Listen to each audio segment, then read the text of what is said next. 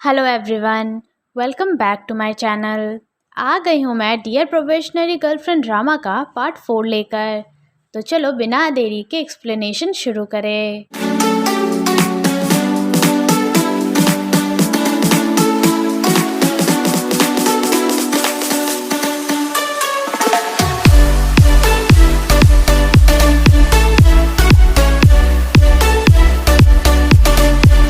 Part 4 की starting में किन लिंगचन से मिलने आती है तो लिंगचन उससे बोलता है कि लिनजियान यहाँ नहीं है।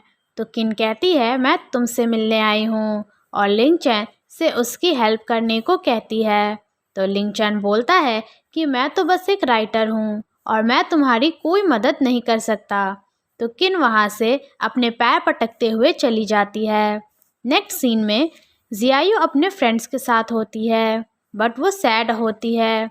तो ऑरेंज उसे कुछ डेजर्ट बनाने को कहती है और वो उसे ऑनलाइन पोस्ट करेगी और ये एक अच्छा तरीका है एक्स्ट्रा पैसे कमाने का। तो पैसों का नाम सुनकर जियायू एकदम से हैप्पी हो जाती है।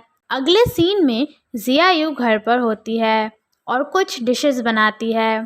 फिर लिनजियान को याद करके बोलती है थैंक्स टू लिनजियान, उसकी वजह से मेरी कुकिंग स्किल्स इम्प्रूव हो गई है क्योंकि वो उसे उसके खाने की कमियों के बारे में बताता था। यहाँ सीन शिफ्ट होता है और हम जियायू और ऑरेंज को साथ में देखते हैं जहाँ जियायू सैड होकर खुद से ही बोलती है कि कल मैंने शायद कुछ ज़्यादा ही बोल दिया। तो उसे सैड देखकर ऑरेंज उसे चीयर अप करती है और फिर उसका मूड ठीक हो जाता है। नेक्स्ट सीन में जियायू घर आती है तो घर की लाइट्स ऑफ होती है तो वो स्विच ढूंढने लगती है।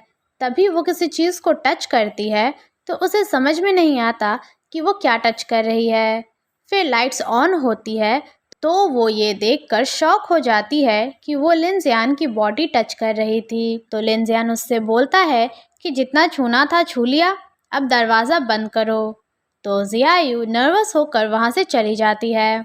इसके बाद के सीन में जियायू लिनजियान को खाना खाने के लिए बाहर चलने को पूछती है और याद करने लगती है कि सेक्रेटरी ली ने उसे बताया था कि जब से लिनजियान का एक्सीडेंट हुआ है तब से वो किसी नई जगह पे नहीं जाता है। तो लिनजियान जियायू से कहता है तुम्हें पता है तुम्हारी कौन सी बात मुझे अच्छी लगती है, और बोलता है तुम मेरी सबसे पसंदीदा जगह हो क्योंकि तुम बाकियों से अलग हो। उसके बाद जियायू लिनजियान को एक रेस्टोरेंट में लेकर आती है और फिर जब वो खा रहे होते हैं तभी वहाँ एक लेडी आती है और जियायू को बोलती है कि तुम्हारा बॉयफ्रेंड बहुत हैंडसम है।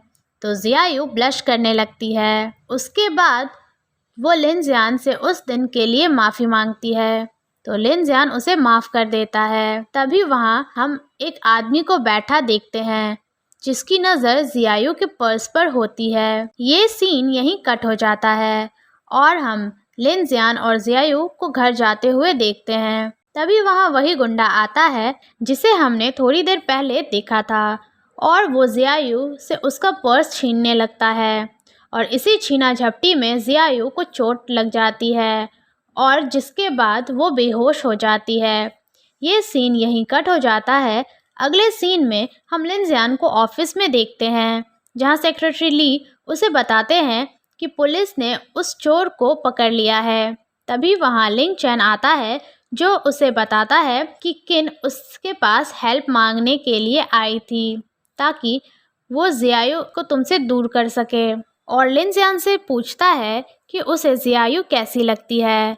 तो लिनजियान बोलता है कि उसे बहुत काम है। तो लिंगचन उसे एडवाइस देने लगता है जो उसने मांगी ही नहीं होती। तो लिंगचन बोलता है कि अगर तुम जानना चाहते हो कि लड़की क्या सोच रही है तो तुम्हें उसका रिएक्शन देखना चाहिए। नेक्स्ट सीन में जियायू को एक लड़की पूछती है कि क्या आप क्रिएटिव फूड कंपटीशन में पार्टिसिपेट करेंगी। तो जियायू इसके बारे में सोचने लगती है। दूसरी तरफ लिनजियान लिंगचन की बातों को याद कर रहा होता है कि अगर जानना हो कि कोई लड़की क्या सोच रही है तो उसके सबकॉन्शियस रिएक्शन के बारे में जानना होगा। वो जियायू के पास आता है और उसके सामने अपनी बॉडी शो ऑफ करने लगता है। तो ये देखकर जियायु ब्लश करने लगती है।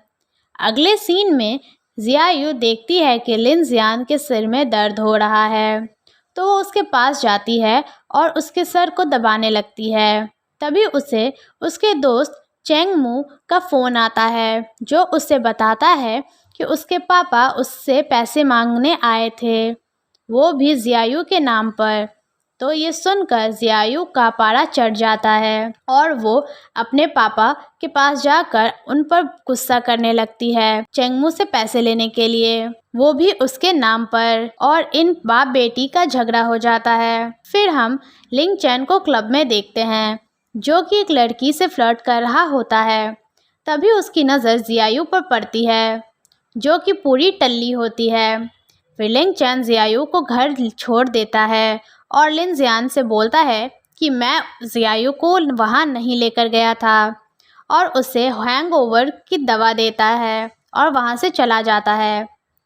तो लिन जियान जियायु को सोफे पर बैठाता है और उसे दवाई खाने को देता है, पर वो नहीं खाती है और अपनी माँ को याद करने लगती है।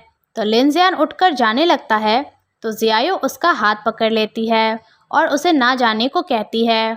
तो लिन जियान उसके माथे पर किस करता है।